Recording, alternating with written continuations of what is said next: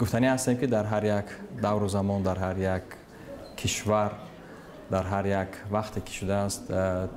عموما طبیب یا کارمندی طب یک خصوصیت فرق کننده که خاصه دارد در بین جامعه و از این رو فرق بین طبیبان و دیگر قسمت جامعه مانده می شود و گفتنی است در برابر این گفتنی هستم که طب تاجیکستان، طب عموما تاجیک نیست، چون سرچشمه خود را از دوران با علی سینا یا که از آن هم شاید که پیشتر هم داشته باشد و اما همچون بر رسمیت ضروری و یک حجت نگاری از دوره گویم با علی سینا هست پیشبرد میکند و وابسته از استفاده از این ادبیات همون وقته و در حال حاضر ادبیات معاصر با بسیار نوگانی ها و بسیار موفقیت ها نیز نایل گردیده است. یعنی که واردسازی نمودهای نوی تشخیص، واردسازی تجهیزات معاصر طبی، واردسازی نمودهای نوی طبابت، یعنی که نمودهای نوی نو معاصر طبابت باعث گردند که خدمت رسانی های طبی و سانیتری در جمهوری تاجیکستان با اهالی کشور باز هم بهتر و خوبتر گردند و افتخار از آن میکنیم که در جمهوری از سال گذشته این جانب هنگام آغاز آمادگی برای گذراندن جراحی ترانسپلانتولوژی که مخصوصا جگر گذرانده شده بود و سالهای پیشین نیز شاید همگان خبر داشته باشند که در جمهوری عوضکنی گرده نیز براه مانده شده بود و الان زیاده از 200 جفت حادثه ها، یعنی که با عوض کردن گرده ها به خوبی انجام یافتند در کشور. با دعوت رهبر کشور پرزیدنت جمهوری تاجیکستان محترم امامعلی رحمان که سال 2015 سال آیله اعلان گردیده است، تأسیس دادن تشخیصگاه ژنتیکی در جمهوری نیز پیش راه گذاشته شد و علاقه خود بینای اساسی که در اونجا این تشخیصگاه نصب کرده می شود، جایگیر کننده می شود، از تعمیر برآورده شد. یعنی این تشخیصگاه در آینده در بینای اساسی در حدود پژوهشگاه علمی تحقیقاتی اکشوری گینکولوژی و پریناتولوژی وزارت تندرستی و حفظ اجتماعی جمهوری تاجیکستان جایگیر کرده می شود و علاقه متخصصان ساحه‌ای که در اونجا باید در آینده کار کنند از آموزش هم از دولت مولداوا و هم از جمهوری اسلامی ایران برگشتند. تشکر زیاد جناب وزیر. اینجا در رابطه با کمبود و شکایت ها از مردم هم گفتند که از کار طبیبان دقلی اونا مشکل دارند و ما هم که در بین مردم هستیم زیاد میشنویم و چنین نظر میرسد که از همین طبیب تاجیک میان مردم یک ابراز منفی شکل گرفته است و یک ابرازی که پولدوست و نمیدونم کم مسئولیت در اکثر حالت. شما چه نظر دارید؟ چرا مثلا چنین عقیده ها میان مردم زیاد است؟ خب شما درست خوب قید کردید و امروز باری نخست نیست که جناب وزیر نسبت این مسئله ها در جمعیت های کلان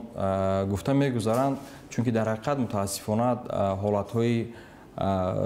علایده و میخورند که این یا آن شهروند نسبت دغلانه رفتار کردن این یا آن متخصصها در کدام یک سمتی که باشد مراجعت میکند، یعنی که با عریضه دعواگی هست یا اینکه با عریضه شکایتی به وزارت تندرستی و حفظ اجتماعی اهالی جمهوری تاجیکستان و حتما گروه های کاری که در وزارت تأسیس داده میشوند، یعنی که کمیسیایی که باید معین سازد که در حقیقت مثال حال چگونه است و آیا نسبت رفتار و کردار این نمود این زمره دختران که متاسفانه کمی خیلت سفید طبیبان را کمی داغدار میکنند به چی آورده رسانیده است؟ آیا ضرر به سلامتی انسان نرسیده است یا اینکه مثال عموما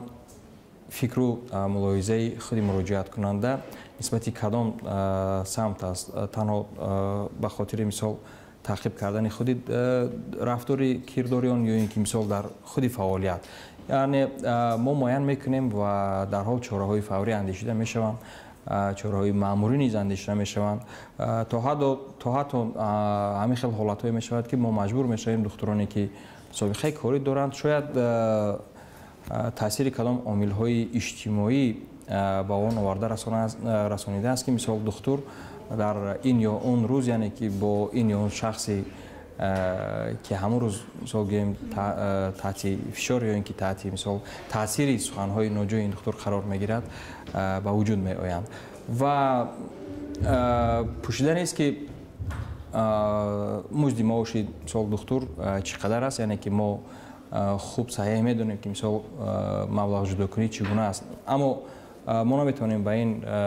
мисол ин гуноҳро ба гардани мисол ҳукумати ҷумҳурии Тоҷикистон ки ба вазорати тандурустӣ низ вогузор кунем, чунки умуман ҳолати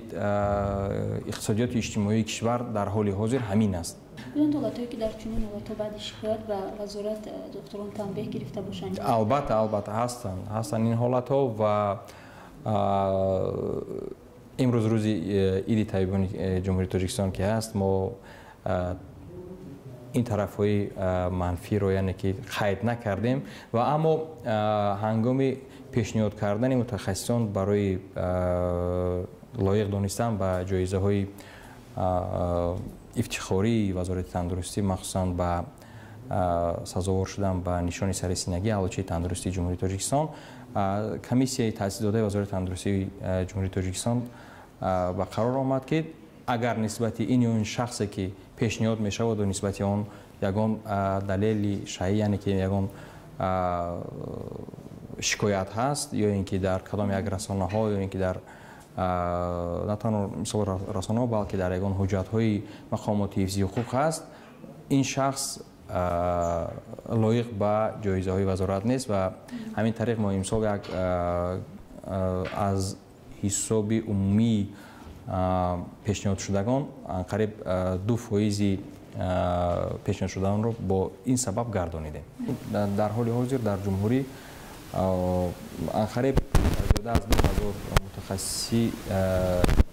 соҳаи дорои маълумоти олии касбӣ мо танқис мешавад ва умедворем ки чунки донишгоҳи давлатии тиббии Тоҷикистон ҳар сол зиёда аз 600-700 нафар донишҷӯ қабул мекунад, зиёда аз 1000 нафар, бахшиш зиёд, соли гузашта 1024 нафар донишҷӯ қабул карда буд ва имсол низ зиёда аз 1000 нафар аст ва дар баробари ин донишгоҳи давлатии миллии Тоҷикистон низ факултаи умумитиббиро низ кушодааст ки соли дуввум аст онҷо низ қабули донишҷӯён рафта истодааст. Дар ояндаҳои наздик мо метавонем ки ин теъдодро ба хубӣ паст намоем.